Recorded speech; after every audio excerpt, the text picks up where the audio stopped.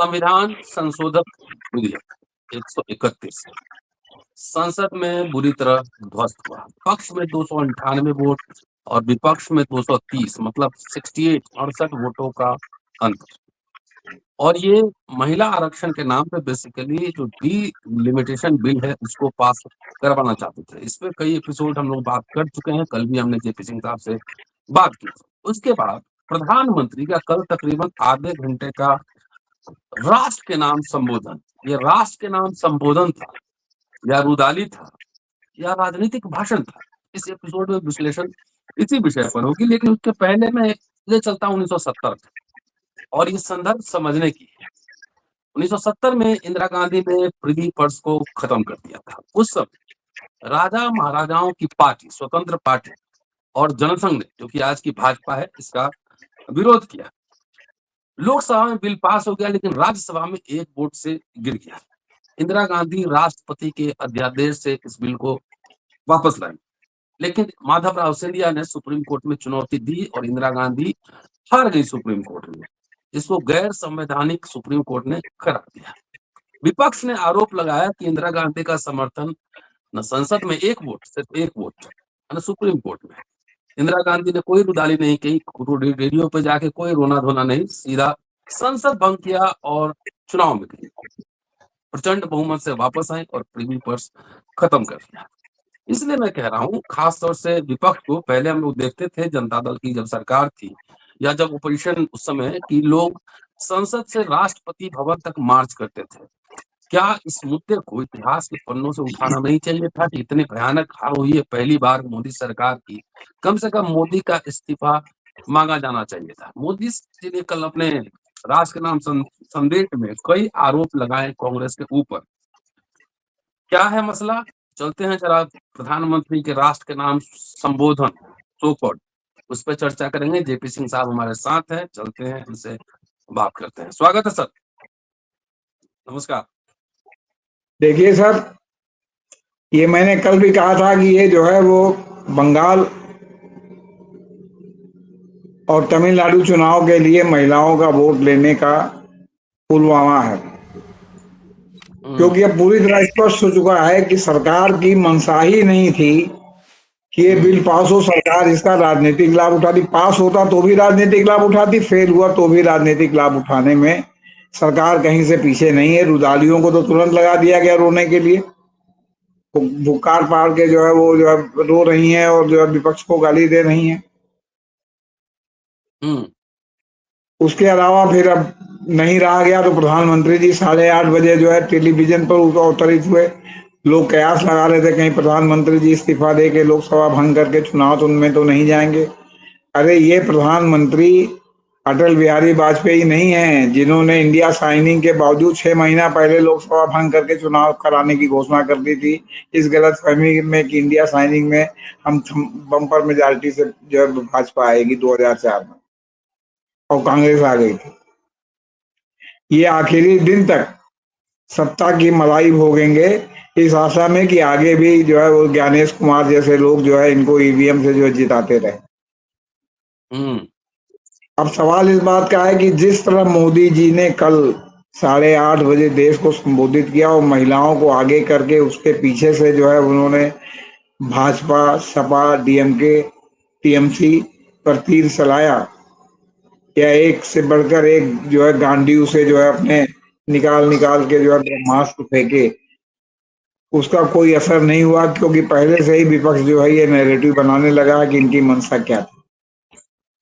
इसके बाद सरकार ने 14 सूत्री सफाई भी घोषित की है, जो ये लोग आरोप लगा रहे हैं कि इसलिए ही परसीमन करना चाहते थे, उसकी सफाई भी घोषित की। सफाई भी कहीं कहीं जो है प्रिंट मीडिया में दिखाई पड़ रही है, उनके वेबसाइट पर, हो सकता है कल के अखबारों में छपे, गोदी मीडिया पे जी। उसमें सबसे बड़ी बात है कि सरकार जो भी सफाई दे रही है 50% सबका बढ़ता परसीमन में, ये होता वो होता, तो बिल में इसका कहीं उल्लेख नहीं था। अगर आपकी मंशा साफ थी तो आपको बिल में उल्लेख करना चाहिए था कि चाहे 2 लोकसभा सीटों का मामला हो, चाहे 80 लोकसभा सीटों का मामला हो, सब में जो है 50% जो है वो क्या कहते हैं कि मतलब वृद्धि होगी। दूसरी बात, यहाँ एक यक्ष प्रश्न और भी है जी। कि एक और तमिलनाडु, केरल जैसे राज्य हैं जहां फैमिली प्लानिंग को बहुत ही जो है क्या कहते हैं, मतलब आपसे बता रहे हैं कि शिद्दत से जो है वो लागू किया गया है और लागू किया जा रहा है। लोगों में जागरूकता है, लोग अपनी फैमिली सीमित रख रहे हैं। और एक और उत्तर प्रदेश, बिहार है जहां मामला सीमित है, जहां आज भी एक लड़के के लिए 8 लड़कियां पैदा करना बहुत मामूली बात। हम्म।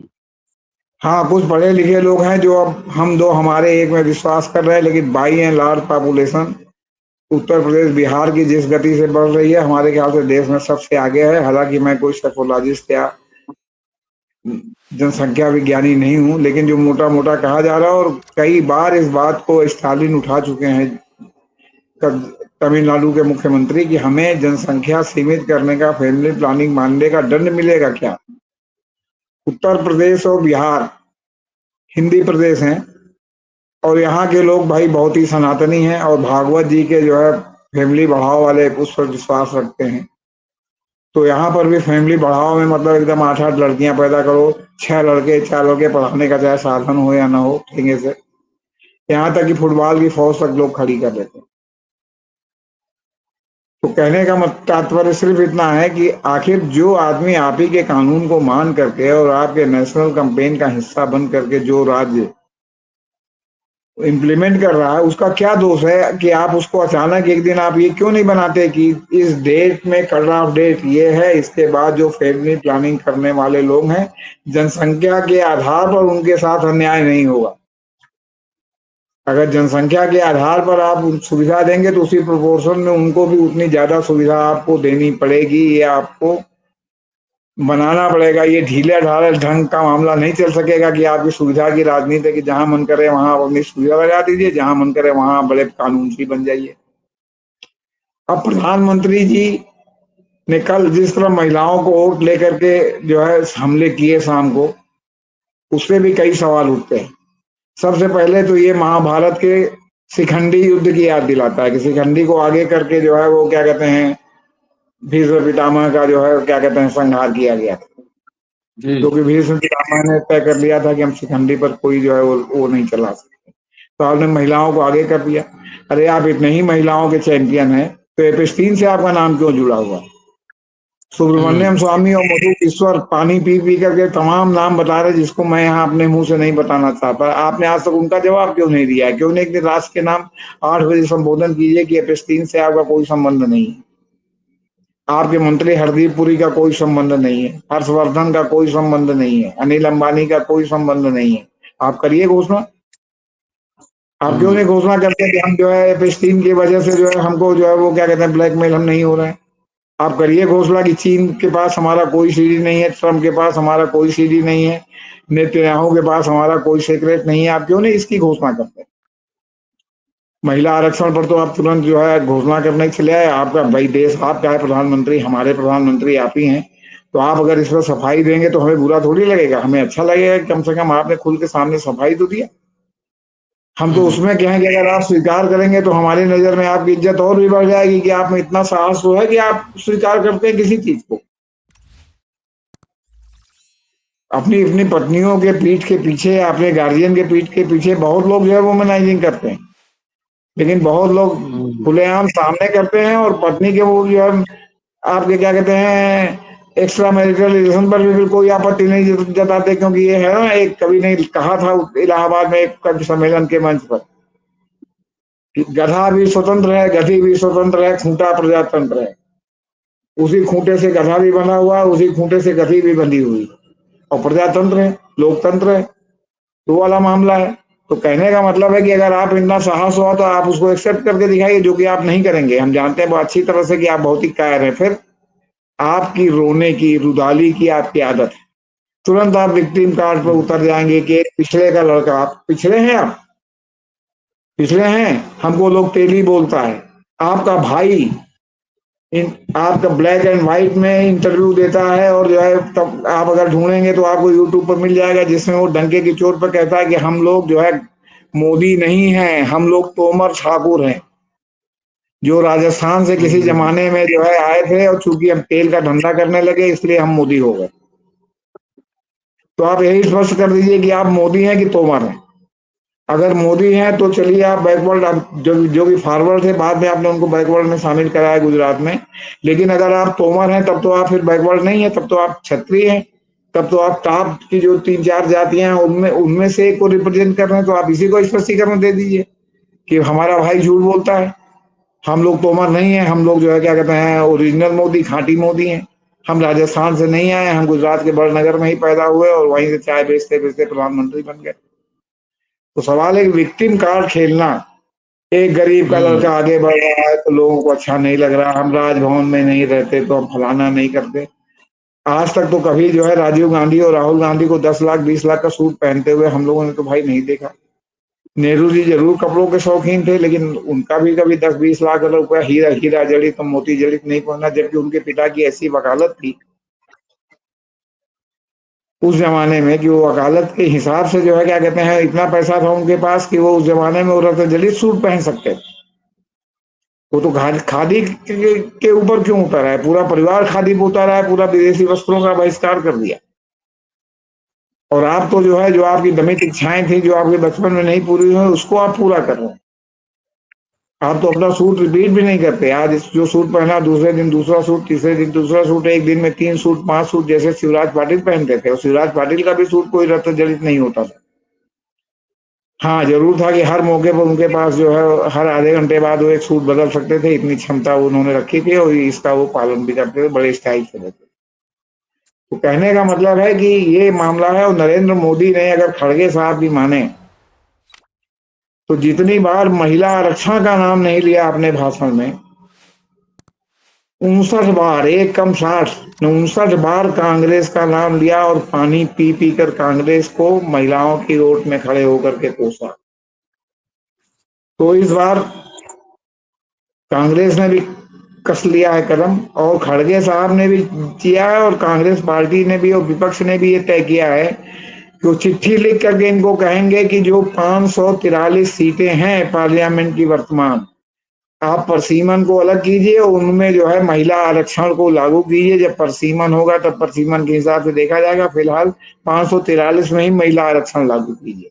क्यों? क्योंकि हम्म। विपक्ष इस बार इस पर चालू हो गया कि तुम तीर घाट तो हम मीर घाट, मैंने हम तुर्की बतुर्की बिल्कुल हम कहीं भागेंगे नहीं ना कहीं डिफेंसिव में। क्यों? क्योंकि हम महिला आरक्षण के हम्म। विरोधी नहीं है, हमारे सपोर्ट से ही महिला आरक्षण पारित हुआ था, तो 2023 में क्यों नहीं लागू कर दिया?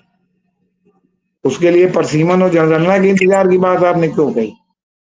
जबकि 2023 में जब आपने बिल पास किया था तो 2021 बीत चुका था, जिसमें आपने जनगणना का जो हर हो है कि हर 10 साल में जनगणना होगी, और 2011 में हुई थी तो 2021 में होनी चाहिए थी, जिसको आपने नहीं किया, आप उसको टालते गए। आप बड़ी मजबूरी में जनगणना कराने जा रहे हैं, जो भी जातिगत जनगणना की बात हो गई है, तो आप नहीं चाहते कि जातिगत जनगणना हो, आप नहीं चाहते कि लोगों का जो है बिल्कुल क्लियर पिक्चर आवे, ताकि लोगों को अपने शक्ति का एहसास हो। और मैं आपके माध्यम हम्म। से, हालांकि न मैं ओबीसी हूँ न मैं दलित वर्ग हूँ, मैं तथाकथित फॉरवर्ड ग्रुप में हूँ, ईबीसी भी नहीं हूँ। हम्म। अगर जो है यहाँ के दलित और ओबीसी आपसी मतभेद और जातिगत वैमनस्य से आपस का भुला करके एक नहीं होंगे, तो भाई साहब ये जो 8%, 10%, 15% लोग जो हैं, जितना मान लीजिए आप, ये उनको सदैव उनका भोजन करते रहेंगे और उनके हक हुकूक का कभी अधिकार नहीं मिलेगा। मैं तो सीधे कहता हूं कि मैं अगर नहीं बन सकता तो आप क्यों बने, आप दूसरे क्यों न बने, तीसरे क्यों न बने, चौथे क्यों न बने, पांचवें क्यों न बने। ये देश तो सबका है, हम ही ने ठेका ले रखा है क्या कि हम हम्म। बनेंगे तो ठीक रहेगा, हम नहीं बनेंगे तो ठीक नहीं रहेगा। तो सवाल इस बात का है कि अब ये जो महिलाएं हैं, महिलाओं में भी स्त्री स्वातंत्र के नाम पर कितनी महिलाएं हैं, आप गिनती करा लीजिए। आमतौर पर आज भी जो है गांव में और जो है मतलब जो पूरा देश भारत का गांव में बसा हुआ है, मध्यम वर्गीय निम्न मध्यम वर्गीय परिवारों में पुरुष सत्ता से स्त्रियां संचालित होती हैं। गांव में तो विशेष करके, ओबीसी और दलित समुदाय में तो विशेष करके, लोअर क्लास के ठाकुर और लोअर क्लास के ब्राह्मणों में भी जो है विशेष करके, जो थोड़ा अपर हो गए, थोड़ा पढ़े लिखे हो गए, वहाँ स्वातंत्र का मामला थोड़ा ज्यादा आ गया, महिला निकल के बाहर काम करने लगी। यहाँ तो गांव में महिला काम भी करती है, खेतों में जाके काम भी करती है, तो भी वो जो है वो पुरुष सत्ता के अधीन होती है, उसकी अपनी कोई सही नहीं होती। तो सवाल है कि कितनी महिलाएं जो रुदालियां हैं इसमें जो है वो क्या कहते हैं, गांव की जो है वो दबी कुचली महिलाएं, ओबीसी महिलाएं, निम्न मध्यम वर्गीय क्षत्रिय ब्राह्मण महिलाएं कितनी हैं जो रुदाली में जो है कल से रुदाली कर रही हैं कि जो है हमको मौका नहीं मिला। इतना चुनाव महंगा हो गया है कि किस हंसी खेल थकता है चुनाव लड़ना। आपके गांव का जो है हम्म। प्रतिनिधि के लिए जो ग्राम सभा के सब चुनाव होते हैं उसमें जो है पता चला कि जो है कई बार जो लिट्टी चोखा और जो है लिट्टी मटन और पता नहीं क्या क्या खिलाना पड़ता है, जो है तब जो है जाकर के वोट मिलता है। और जो लोग तथाकथित समाज में अछूत हैं उनके लिए है कि आप थोड़ा फाइनेंस की व्यवस्था कीजिए, बनेगा किसी ऐसे के यहाँ जहाँ सब लोग खा सकें। और आप हाथ जोड़ के खड़े रहिएगा, सब लोग खा ले तो जो बचेगा वो आप खाएंगे। ये सब यहाँ की क्रूड हकीकत है। जो इसको नहीं कह सकता वो झूठ बोलता है, वो झूठ के जो है तिलिस्म में रहता है। तो इस तरह जो है वो कल मिला के कुल मिला के जो है ये सब सारा कारोबार हुआ। और मोदी जी ने रुदाली के साथ साथ शिखंडी युद्ध भी कल छोड़ छेड़ दिया कि महिलाओं को आगे करके उनके पीछे से जो है मोदी जी को, मोदी जी पार्लियामेंट में नहीं बोलते, मोदी जी इसी तरह जो है वो मन की बात, दिल की बात और आज के नाम संबोधन करते हैं। आज गए वो जो है बांकुड़ा में जनसभा किया उन्होंने बंगाल में, वहां पर भी उन्होंने लगभग कमोबेश वही सब बातें दोहराई। इस बीच विपक्ष ज्ञानेश कुमार के खिलाफ दोबारा जो है वो क्या कहते हैं विश्वास प्रस्ताव या महाभियोग का प्रस्ताव लाने पर विचार कर रहा है और इसकी मीटिंग मीटिंग हुई है। बहुत जल्दी ही इस पे अधिकतम सांसदों के दस्तखत करा के, कम से कम 200 सांसदों के दस्तखत करा के देने की तैयारी। देखिए इसमें क्या होता है। तो ये सब विपक्ष को स्थिति है थोड़ा सर। और अग्रेसिव होना चाहिए था। जी, विपक्ष को थोड़ा और विपक्ष अग्रेसिव होने की एग्रेसिव है सर। जरूरत है क्या? नहीं नहीं, विपक्ष एग्रेसिव है, विपक्ष डिफेंसिव नहीं है। इस बार विपक्ष एकदम खुल करके मैदान में है, और कम से कम कांग्रेस ने तो अब की बात बिल्कुल एकदम वो जैसे ठान लिया है कि मतलब जो भी होगा देखेंगे, एकदम जी तुर्की जी। बतुर्की है। जी, कल जो है वो ये पता जितने चल रहा है महिला। कि वहाँ उन्होंने दाखिल कर दिया, पवन खेड़ा ने गुवाहाटी हाई कोर्ट में, कल उस पर भी सुनवाई है।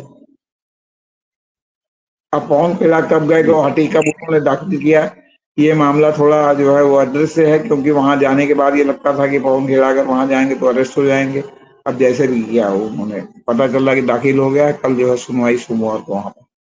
जी, एकदम चलिए युद्ध सर छिड़ा हुआ कल। है, इसमें कोई कमी नहीं है। जी जी जी।